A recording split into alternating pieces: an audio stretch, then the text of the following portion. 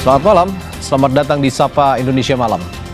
Saudara, 3 hari lagi gencatan senjata yang diklaim Amerika Serikat terhadap Iran akan berakhir. Ketegangan di Selat Hormuz pun meningkat saat Iran kembali menutup jalur itu dan kapal berusaha melintas dikabarkan diserang. Sementara rencana perundingan putaran kedua antara Amerika Serikat dan Iran juga belum pasti. AS bilang Iran siap menghentikan pengayaan uranium, sementara Iran membantahnya. Iran bilang nuklir tak jadi bagian pembahasan dalam perundingan. Lalu akankah negosiasi putaran yang kedua benar-benar akan terlaksana dan menghasilkan kesepakatan damai? Topik ini bersama informasi lainnya akan jadi sorotan utama di Sapa Indonesia Malam hari ini. Saya Radi Saputro bersama Anda.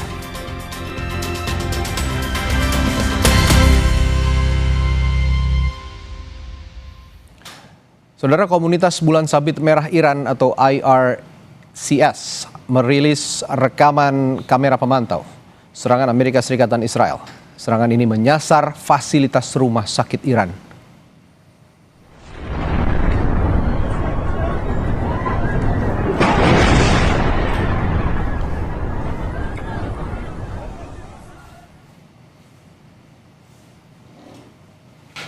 Bulan Sabit Merah Iran mengungkap rekaman serangan di rumah sakit ini belum pernah diungkap sebelumnya. Serangan itu merusak sejumlah fasilitas seperti bangsal dan ruang operasi. Para dokter dan tenaga medis lainnya berupaya mengevakuasi pasien di tengah serangan. Dan sebelumnya Iran menuduh AS dan Israel menargetkan infrastruktur sipil termasuk rumah sakit.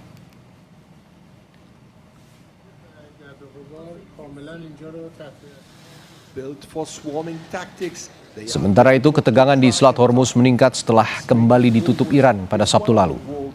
Laporan Al Jazeera mengungkap Angkatan Laut Iran memperingatkan kapal tanker Bagya Laksmi asal India untuk putar balik ke pelabuhan asal. Militer Iran melarang kapal India itu melintas karena Selat Hormuz ditutup. Sebelumnya Al Jazeera juga melaporkan 2 kapal komersil diserang saat berupaya melintasi Selat Hormuz. Iranian Navy, this is Bagya Laksmi. Go ahead, sir. I read you loud and clear. Good evening, sir. This is Mustafa Navy Captain.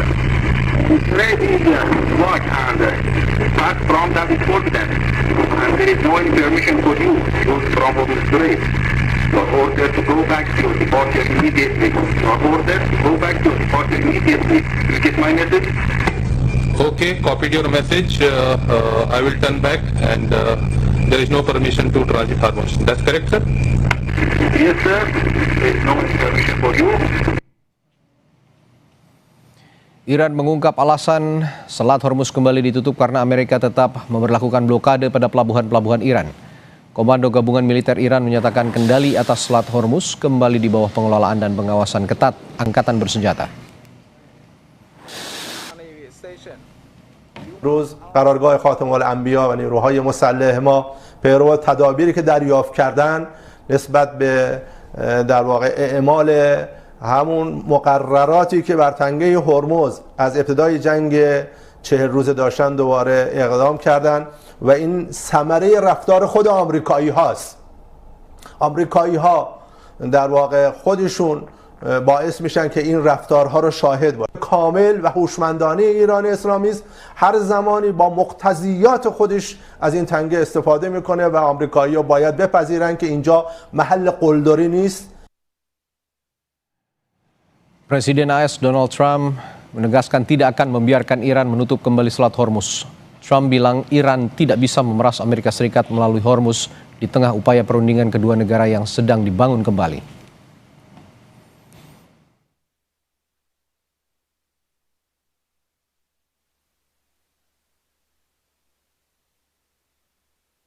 They wanted to close up the strait again, as they've been doing for years, and they can't blackmail us.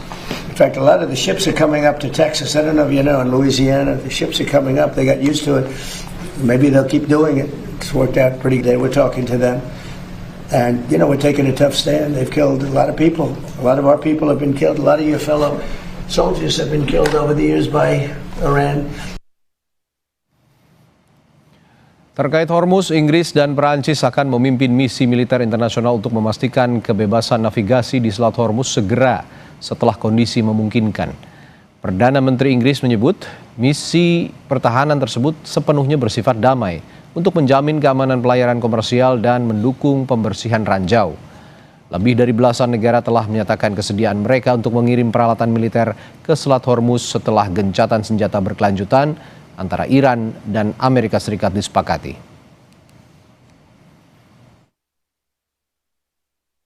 The mission that we're putting together is a defensive mission and that comes after a ceasefire. So that's why we brought the international group together to indicate how we will play our part. We agreed to accelerate our military planning. I can confirm that along with France, the UK will lead a multinational mission to protect freedom of navigation as soon as conditions allow. Sementara itu, pemimpin tertinggi Iran, Mojtaba Khamenei, mengeluarkan ancaman terhadap Amerika Serikat dan sekutunya pada Sabtu waktu setempat. Dibacakan oleh pembawa berita media televisi Iran, Mojtaba mengatakan Angkatan Laut Iran siap untuk memberikan kekalahan telak kepada musuh-musuhnya. صفوفی متراکم و مستحکم دوشادوش دیگر مجاهدان نیروهای مسلح با دو ارتش رأس جبهه کفر و استکبار پنجه در افکنده و ضعف و مذلت آنان را در انظار جهانیان نمایان ساخته است. همانطور که پهپادهای آن صاعقه وار بر جانیان آمریکایی و صهیونی وارد می آید، نیروی دریایی دلاورش آماده است تا تلخی شکستهای جدیدی را به کام دشمنان بچشاند. Ratusan demonstran anti perang berkumpul di Tel Aviv pada Sabtu waktu setempat untuk menuntut penghentian perang. Aksi ini terjadi di tengah masa gencatan senjata antara Israel dan Lebanon yang sedang berlangsung. Ratusan pengunjuk rasa berkumpul dan mendengarkan pidato dengan lilin-lilin yang dinyalakan untuk mengenang para korban dari perang Hamas Israel. Aksi unjuk rasa ini menyusul pengumuman Presiden Donald Trump yang menyatakan bahwa blokade di pelabuhan Iran akan tetap berlaku sampai perjanjian damai tercapai. Iran kemudian menyatakan bahwa Selat Hormuz tetap berada di bawah kendali ketat mereka, menyusul pelanggaran berulang yang dilakukan Amerika Serikat.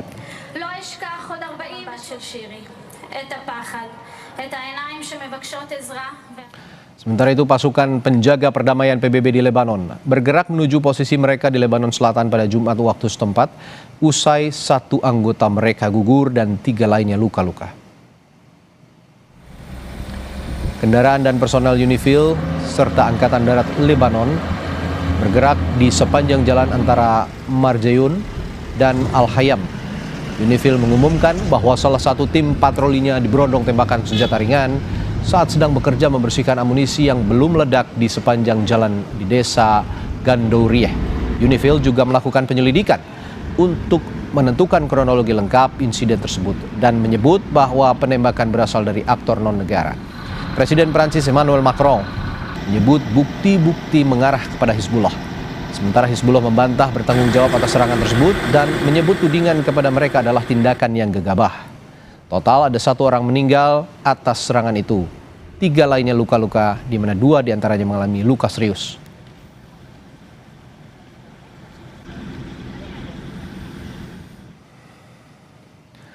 Naim Qassem, pemimpin Hizbullah, dalam sebuah pernyataan yang dibacakan oleh presenter televisi Al-Manar Lebanon, membantah dokumen yang diterbitkan oleh Departemen Luar Negeri Amerika Serikat yang diklaim oleh Trump sebagai isi perjanjian gencatan senjata antara Lebanon dan Israel.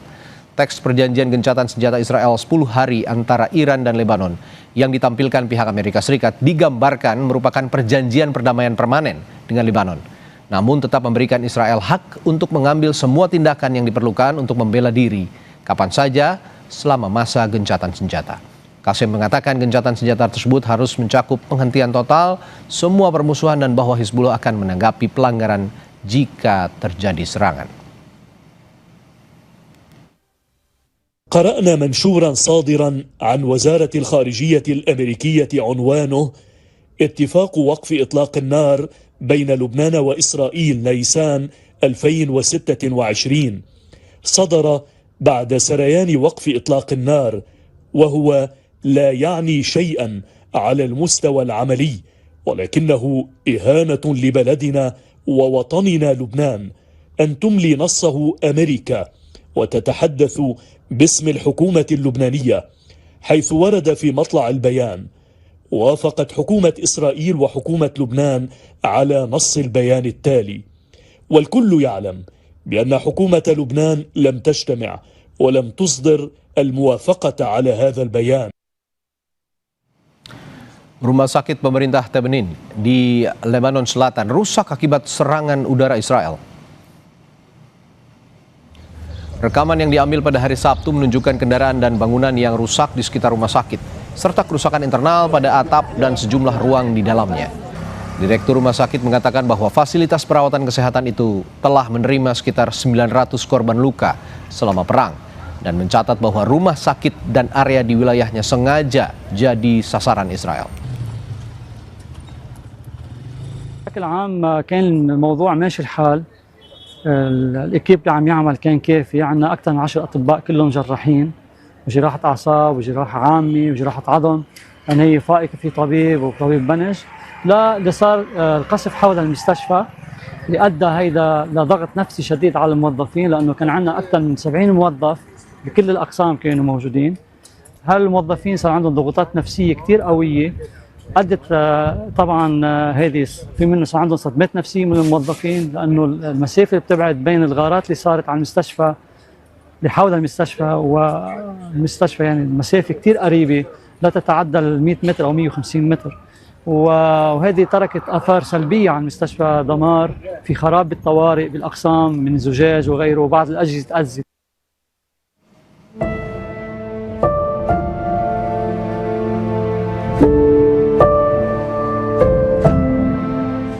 Di masa 10 hari gencatan senjata antara Israel dan Lebanon, warga di selatan Beirut mulai kembali ke rumah mereka. Namun yang menanti bukanlah kehidupan lama, melainkan puing-puing rumah mereka yang sudah hancur.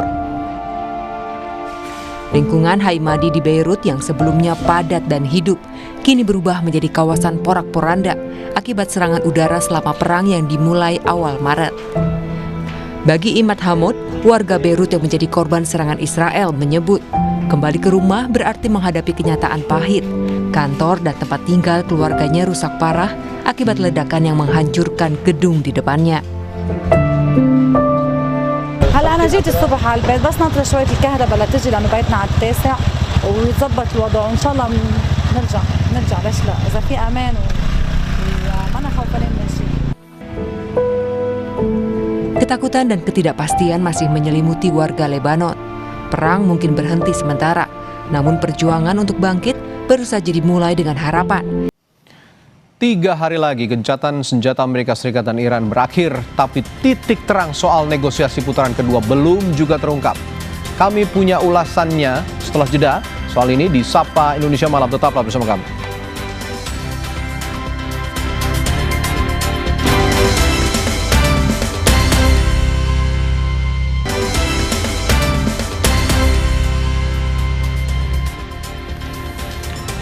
Saudara, negosiasi lanjutan antara Amerika Serikat dan Iran diselimuti ketidakpastian. Bahasan Selat Hormuz hingga uranium yang dipercaya jadi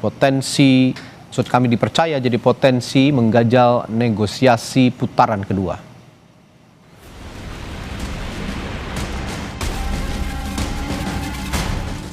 Putaran kedua negosiasi Amerika Serikat dan Iran terus dibayangi ketidakpastian. Tegangan kedua negara semakin kuat terasa, bukan karena serangan udara, tapi melalui konfrontasi di perairan. Pasalnya, Iran kembali menutup Selat Hormuz hanya beberapa jam setelah sempat membuka jalur itu secara terbatas. Alasannya karena Amerika Serikat masih memblokade pelabuhan dan kapal-kapal Iran. کامل و هوشمندانه ایران اسلامی است، هر زمانی با مقتضیات خودش از این تنگه استفاده میکنه و آمریکایی‌ها باید بپذیرن که اینجا محل قلدری نیست.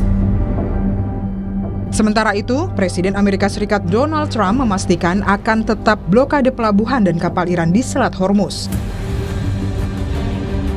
Jika tak ada kesepakatan dalam negosiasi selanjutnya, Trump bilang tak akan memperpanjang gencatan senjata dan kembali menyerang Iran. But the blockade is going to remain. But maybe I won't extend it. So you have a blockade, and unfortunately we'll have to start dropping bombs again. Asa damai tercapai di negosiasi putaran kedua juga masih jauh panggang dari api. Saat AS dan Iran belum mencapai titik temu terkait pembahasan soal uranium. Trump mengklaim negosiasi akan berjalan cepat karena Iran sudah setuju sebagian besar kesepakatan, termasuk soal menghentikan pengayaan uranium. Trump bilang akan dapat semua debu nuklir atau material uranium yang diperkaya secara gratis. This process should go very quickly, and that most of the points are already negotiated and agreed to. You'll be very happy. The USA will get all nuclear dust. They will never have a nuclear weapon.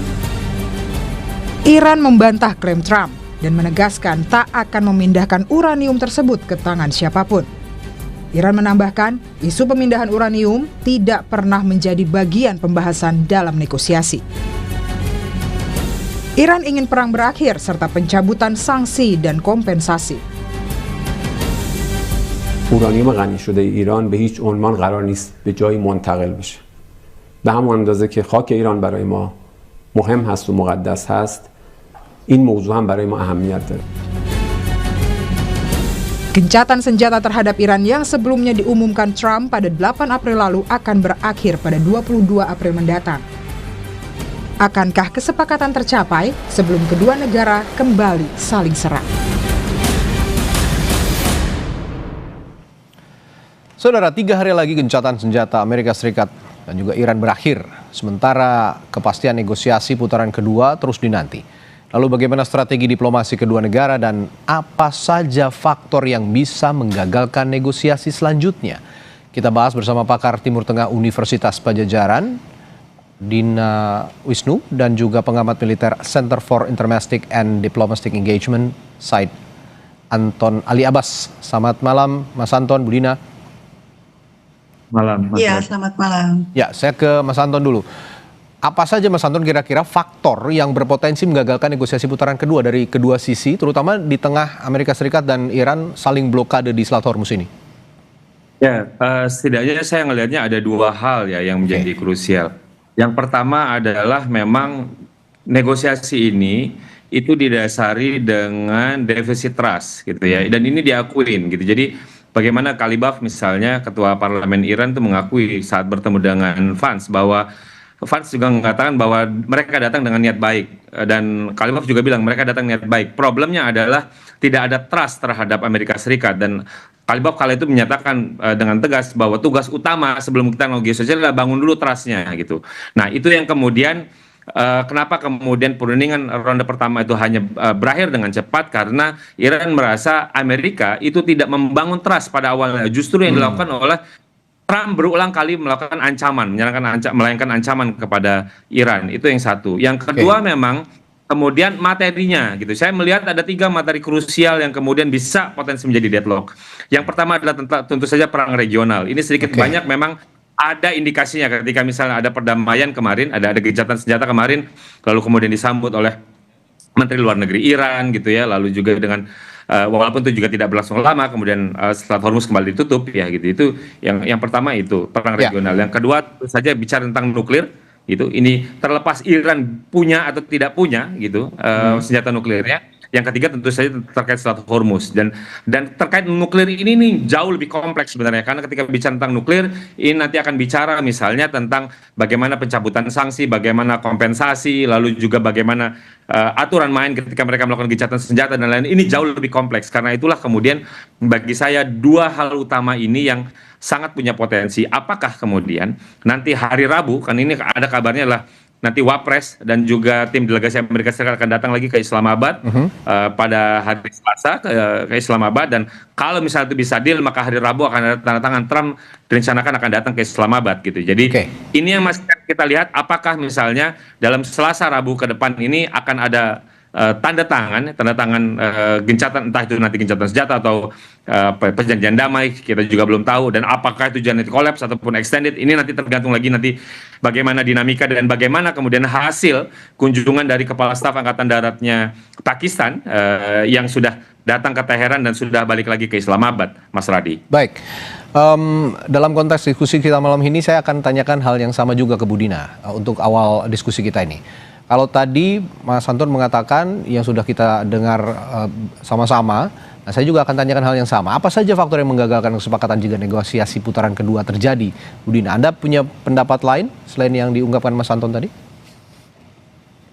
Iya, pada dasarnya sudah disebut tadi ya oleh Mas Anton bahwa ada perbedaan besar posisi antara Amerika Serikat yang diminta oleh Amerika Serikat dan yang dipegang teguh oleh Iran. Yang pertama tadi soal nuklir. Buat Iran pengayaan uranium itu bukan sekedar secara teknis memperkaya berapa persen, tapi ini adalah kedekatan. Iran tidak mau diatur-atur oleh pihak lain karena apa yang dilakukan terkait nuklir itu sudah sesuai dengan NPT, sudah sesuai dengan perjanjian di bawah PBB mengenai apa saja yang boleh dan tidak boleh dilakukan. Sehingga ini ketika urusannya adalah kedaulatan, dignity, harga diri bangsa, itu akan dipegang teguh oleh Iran. Sementara dari pihak Amerika Serikat itu meminta untuk menghentikan pengayaan uranium itu total, betul-betul nggak boleh memperkaya uranium. Nah, ini kan sebenarnya melanggar perjanjian NPT juga, dan juga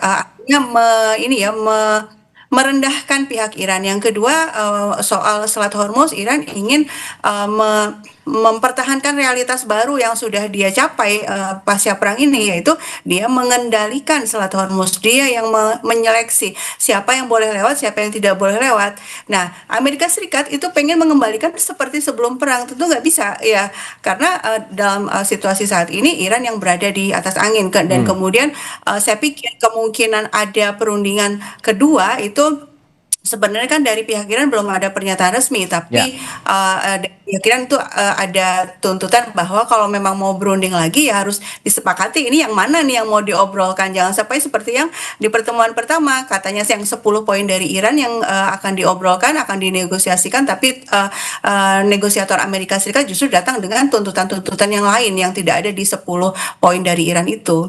Oke, saya kembali ke Mas Anton dalam konteks sama. Negosiasi perundingan. Ini kan awal mula terjadinya perang di kawasan antara Amerika Serikat dan Iran ini disebabkan oleh Zionis Israel. Nah, kalau memang dalam perundingan tidak melibatkan Israel, akankah negosiasi kedua ini menghasilkan kesepakatan yang berarti nantinya, Mas Anton? Nah, ini juga menarik, Mas Radi, karena ternyata misalnya ada perkembangan. Kalau misalnya laporan dari Komisi Eropa, itu 26 dari 27 negara yang tergabung di Uni Eropa itu secara parsial menghentikan sementara perjanjian perdagangan dengan Israel. Tentu saja ini sedikit banyak bisa jadi kemudian berdampak apakah Israel kemudian resisten untuk berdamai atau tidak berdamai, karena ternyata dia juga menerima dampak sampingan gitu. Itu kan menunjukkan bahwa ada posisi oposisi dalam hal ini yang dilakukan oleh Uni Eropa terhadap konflik ini. Nah, ini yang memang bagaimanapun juga dari awal kan Israel gitu, dari perundingan pertama itu sudah menunjukkan bahwa dia bisa memainkan peran sebagai spoiler dari upaya perdamaian, dan itu dilakukan bagaimana ketika misalnya ada pernyataan gencatan senjata yang langsung kemudian diikuti dengan serangan ke wilayah Lebanon. Jadi bagi saya ini memang tapi menarik juga misalnya jika memang Amerika Serikat ya dalam hal ini Presiden Trump kemarin ketika dalam perundingan dengan Lebanon itu memang benar untuk meminta Israel jangan gitu. Jadi apakah ini menunjukkan kontrol yang memang kuat atau memang setelah lobby pertemuan hari ini dengan Perdana Menteri Benjamin Netanyahu kemudian berubah lagi, kita juga belum tahu gitu ya. Jadi ini hari ini akan ada banyak dinamika, termasuk juga karena Israel juga secara aktif melobi pemerintah Amerika Serikat terkait ada rencana perundingan tahap kedua ini. Tapi memang lagi-lagi kita juga jangan membayangkan bahwa perundingan yang dilakukan antara Amerika Serikat yang difasilitasi oleh Pakistan dengan Iran itu adalah negosiasi secara langsung gitu. Jadi saya melihatnya bahwa ini adalah negosiasi tidak langsung. Itulah kenapa kemudian Kepala Staf Angkatan Darat Pakistan mendatangi Teheran untuk menyampaikan gitu ya, menyampaikan apa saja poin dari Amerika Serikat, dan itu kemudian dinegosiasikan, dan itu yang kemudian nanti dibawa dan dikonsultasikan kepada Amerika Serikat. Ini posisi yang memang negosiasi tidak langsung ini memang sedikit banyak kita kemudian menebak-nebak apakah perundingan itu ada atau tidak ada gitu. Jadi ini yang kemudian kita menebak-nebak ini perundingan tahap kedua ini maksudnya apa, ronde kedua gitu. Apakah kemarin kunjungan kepala staf kemarin itu adalah model yang tadi negosiasi tidak langsung atau hanya sekedar kunjungan biasa atau apa. Nah ini yang memang ketika modelnya negosiasi tidak langsung ini memang kita menebak-nebak kapan kita disebut putaran 1, putaran 2, putaran dan selanjutnya. Itu Mas Radi. Ya, sejauh ini Pakistan memang role-nya itu adalah sebagai perantara gitu ya, bukan sebagai mediator yang langsung menemukan kedua belah pihak. Mempertemukan kedua belah pihak. Saya ke Bu Dina lagi. Bu Dina, Donald Trump, Presiden Amerika Serikat, ini kan berulang kali mengatakan deal or more bombs, katanya begitu. Nah, menurut Bu Dina, kalau kalimat-kalimat seperti ini terlontar, apakah ini strategi diplomasi maksimum pressure 2.0 seperti yang terjadi medio 2018-2020 atau ada pendekatan baru mengingat konteks perang langsung seperti yang terjadi Februari sampai Maret 2026 ini? Kalau kita lihat kan pernyataan Trump itu berubah-ubah ya, sehingga kita bisa pegang ini mana ini ya. Pertama dia menyatakan memblokade Selat Hormuz, lalu tiba-tiba saja mengatakan membuka, lalu kemudian ancaman lagi. Tapi yang benang merahnya yang selalu berulang ya polanya adalah ancaman plus ajakan untuk berunding. Nah. Ajakan untuk berunding ini menunjukkan bahwa memang Trump itu ingin berunding gitu ya, ingin agar ada kesepakatan yang bisa membuat dia mengakhiri perang dengan cara yang terhormat gitu ya, dia tidak kehilangan muka. Nah, masalahnya pihak Iran tidak mau dengan tekanan seperti ini, meskipun diancam ya tetap Iran itu bertahan dengan yang dia inginkan, yaitu yang tadi itu ya, bahwa dia harus tetap dibolehkan untuk melakukan penganyaan uranium di bawah pengawasan PBB, dan kemudian juga Selat Hormuz dia tetap ingin mengendalikan Selat Hormuz, dan juga ingin perang itu berhenti total, bukan gencatan senjata. Kalau gencatan senjata kan masih ada resiko untuk diserang lagi. Yang diinginkan Iran itu penghentian total. Nah, tadi juga terkait dengan Israel, Iran itu tidak mengakui Israel sebagai negara gitu ya, sehingga memang tidak mungkin ada perundingan langsung antara Iran dengan Israel. Tapi Israel itu tanda kutip ditembak Iran dengan cara dia memasukkan syarat soal Libanon gitu ya.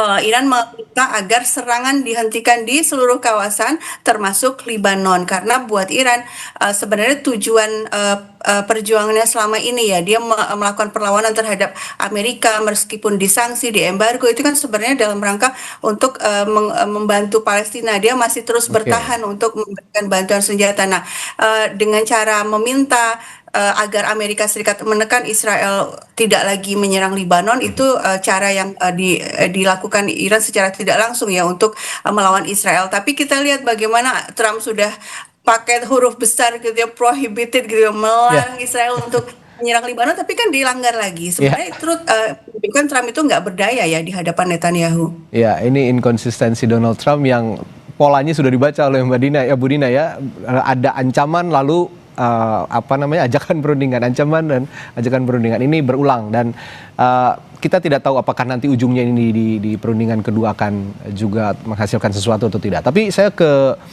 Mas Anton begini, kalau kata Bu Dina, ya betul bahwa Iran tidak mengakui Israel sebagai sebuah negara, tapi di sisi lain Lebanon sendiri tidak langsung berkonflik dengan Israel. Yang berkonflik dengan Israel itu adalah Hizbullah. Ini adalah kelompok komunitas dan juga simpatisan politik begitu ya di Lebanon yang memang populasinya cukup besar, sekitar 20% di Lebanon. Nah, tapi yang ingin saya tanyakan, Iran ini kan bersekutu dengan Hizbullah yang bukan negara begitu, dan Houthi juga. Nah, apakah ini juga akan jadi ganjalan di perundingan kedua atau tidak? Saya akan tanyakan hal itu, tapi jangan dijawab dulu, Mas Anton, nanti akan saya tanyakan setelah jeda di Sapa Indonesia Malam.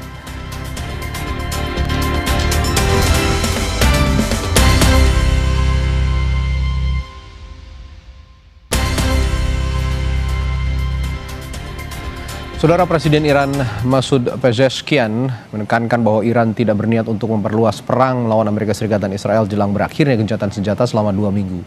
Pernyataan ini disampaikan dalam sebuah wawancara televisi di Teheran pada Minggu.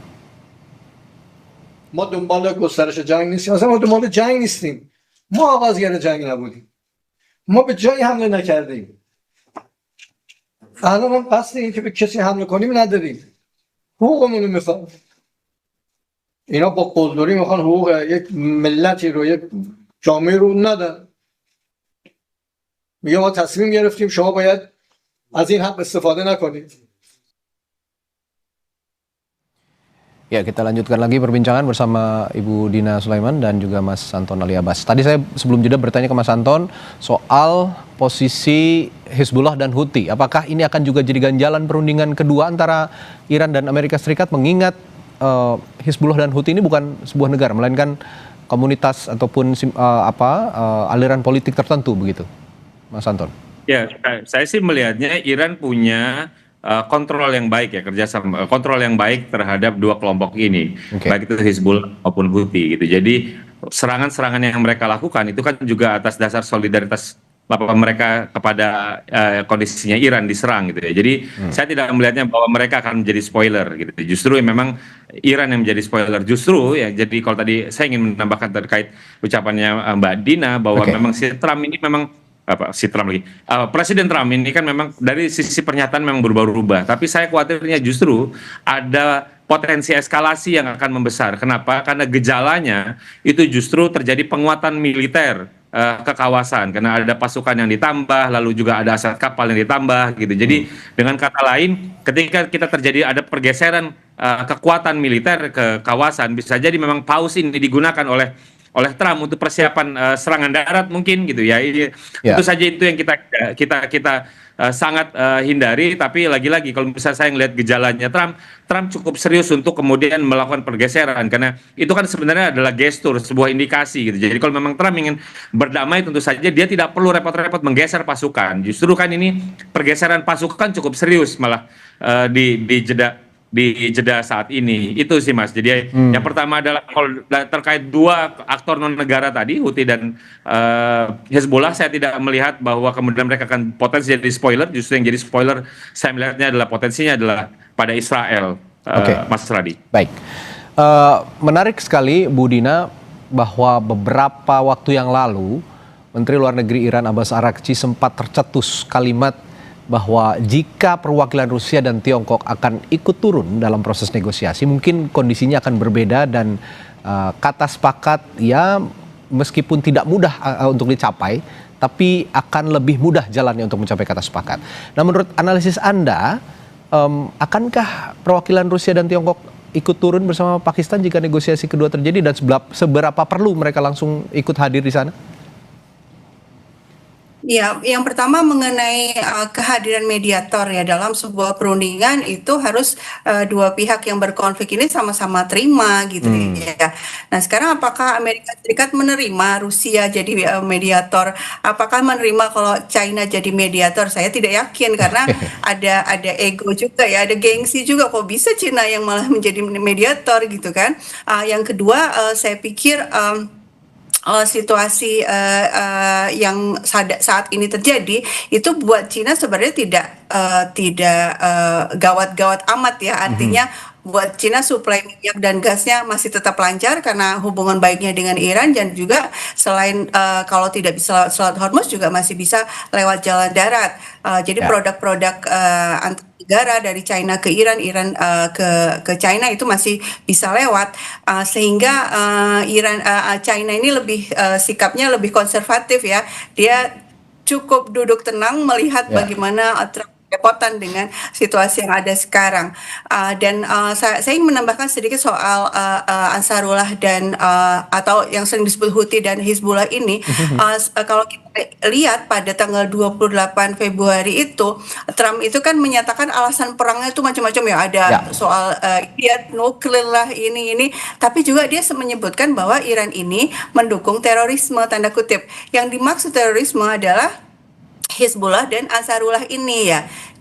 Kenapa kok disebut teroris? Karena mereka menyerang Israel. Jadi buat Amerika yang menyerang Israel itu dianggap sebagai teroris. Artinya ini sebenarnya faktor penting juga ya mengapa Amerika Serikat dan Israel itu menyerang Iran ya karena Iran memang betul ya memberikan baik itu bantuan senjata secara langsung atau kalau untuk Ansarullah Yaman itu memberikan bantuan teknologi sehingga mereka bisa membuat rudal-rudalnya sendiri dan juga bantuan kepada pejuang-pejuang di Palestina. Ini yang membuat Israel tuh betul-betul ingin agar pemerintahan Iran ini ditumbangkan, digulingkan dan bisa muncul pemerintahan baru yang tidak lagi melakukan perlawanan ya terhadap Israel.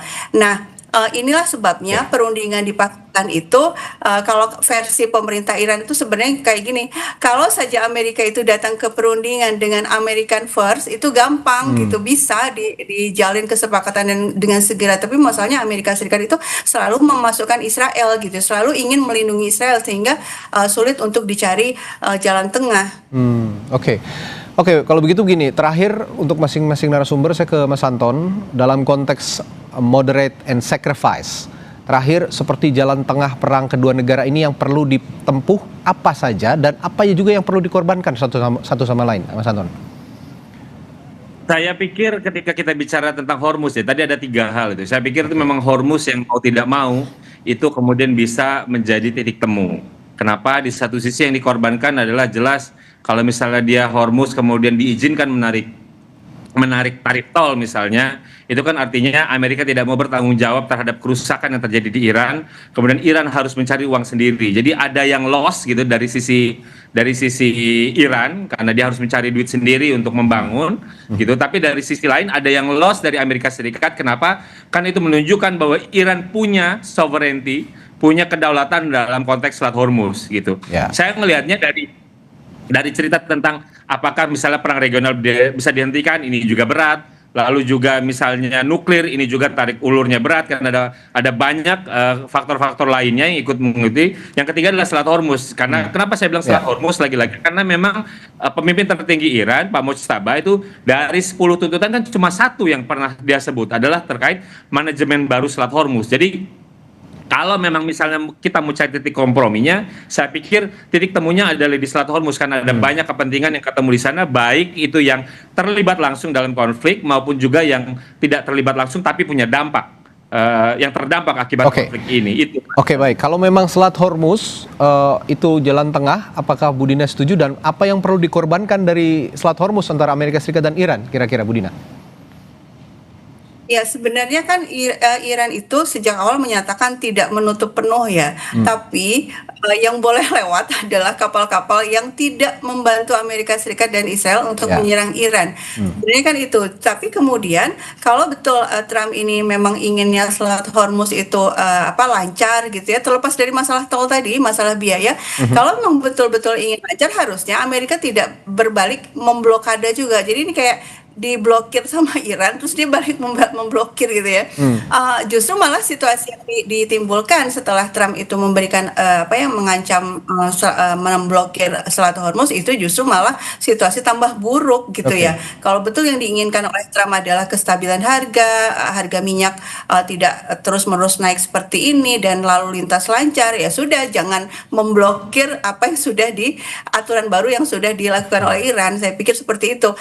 Dan tadi kan pertanyaannya nanti gimana nih, seperti apa jalan tengahnya? Saya pikir yang paling penting adalah tadi sudah disebut juga sama Mas Anton, yang paling penting itu trust ya, kepercayaan. Lah kalau pihak Iran terus-menerus di istilahnya dikadalin ya, kan ini udah 2 kali nih perundingan, sedang berunding malah dibom. Dengan cara apa Iran bisa percaya kepada Amerika Serikat ya? Artinya Amerika yang perlu saya pikir mengoreksi perilakunya dan datang memperlakukan Iran sebagai partner negosiasi yang setara. Amerika Serikat yang perlu mengoreksi perilakunya dan juga Israel yang sering juga menjadi pemecah trust antara Amerika Serikat dan Iran. Ini yang sering kali memecah negosiasi antara kedua negara. Mudah-mudahan Amerika Serikat bisa meyakinkan Israel juga untuk tidak berlaku yang aneh-aneh lagi selama perundingan yang kedua ini, termasuk menyerang Lebanon kemarin ya. Baik, terima kasih Ibu Dina Wisnu dari Unpad dan juga Mas Anton Ali Abbas dari Site setelah berbagi perspektifnya malam hari ini di Sapa Indonesia Malam. Selamat malam, terima kasih, sampai jumpa lain waktu. Ibu dan Bapak. Saudara, hari ketiga gencatan senjata warga Lebanon yang mengungsi akibat serangan mulai kembali ke rumah mereka. Kami punya informasinya setelah jeda.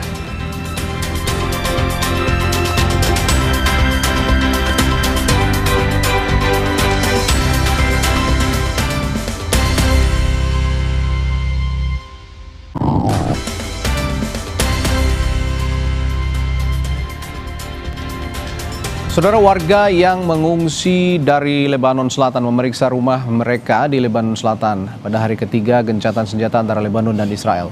Mereka melintasi jembatan Khamsyeh dengan penuh kewaspadaan. Pada hari Sementara itu, ketegangan di Selat Hormuz meningkat setelah kembali ditutup Iran pada Sabtu lalu. Laporan Al Jazeera mengungkap Angkatan Laut Iran memperingatkan kapal tanker Baghya Lakshmi asal India untuk putar balik ke pelabuhan asal. Militer Iran melarang kapal India itu melintas karena Selat Hormuz ditutup. Sebelumnya, Al Jazeera juga melaporkan 2 kapal komersil diserang saat berupaya melintasi Selat Hormuz. Go ahead, sir. I read you loud and clear. Iranian Navy, this is Baghya Lakshmi. Go ahead, sir. I read you loud and clear. Israel is blocked and pass from that port then, and there is no any permission for you from Israel. Your order to go back to your departure immediately. Your order to go back to your departure immediately. You get my message? Okay, copied your message. I will turn back, and there is no permission to transit Hormuz. That's correct, sir? Yes, sir. There is no permission for you. Ketua Parlemen Iran Mohammad Baghir Ghalibaf menyatakan bahwa Selat Hormuz akan tetap ditutup selama Amerika Serikat memberlakukan blokade angkatan laut terhadap Iran. Ia menambahkan gencatan senjata berada di ambang kehancuran ketika Amerika Serikat mencoba melakukan pembersihan ranjau di Selat Hormuz. خاطرتون هست که مینروب بخواد بفرسته مینروبی کنه. خب ما اینا رو محکم ایستادیم، برخورد کردیم، اینا رو لغو آتش بس میدونستیم و گفتن اگه اقدام بکنید میزنیم. تا مرحله درگیری هم رفتیم، اونا عقب نشینی کرد. لذا اگر امروز در تنگه هم ترددی داره انجام میشه و پیش میره، ما کنترل تنگه دست ماست. طبیعتا من گفتم که اگر محاصره رو رها نکنند، حتما تردد در تنگه خلاصه محدود خواهد شد. Saudara, informasi tadi mengakhiri Sapa Indonesia Malam. Terima kasih telah menyaksikan dan perbaharui terus informasi Anda di Kompas TV dengan 3 botol air mineral 700 ml yang setara dengan 2 liter air untuk 1 hari penuh kesejukan. Saya Radi Saputro berterima kasih. Sampai jumpa, selamat malam.